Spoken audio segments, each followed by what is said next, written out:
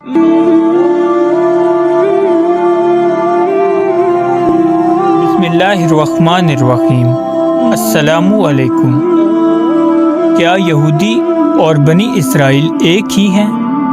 बिल्कुल नहीं। ये एक बहुत बड़ी गलती है जो आज के ज़माने में हम सारे कर रहे हैं।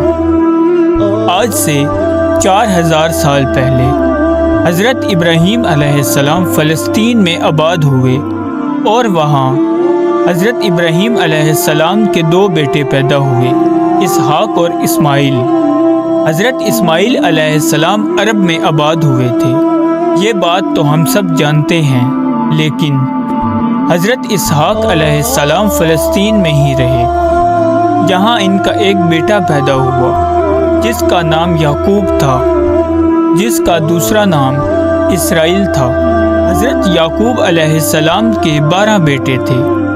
अपने 12 बेटों में हज़रत याकूब अलैहिस्सलाम सबसे ज़्यादा मोहब्बत हज़रत यूसुफ अलैहिस्सलाम से करते थे, लेकिन आगे जाकर हज़रत यूसुफ अलैहिस्सलाम मिस्र के बादशाह बने। फ़लस्तीन में बहुत ज़्यादा घराने की वजह से हज़रत यूसुफ अलैहिस्सलाम ने अपने 12 भाइयों को वहाँ से निकाल कर मिस्र में आबाद किया।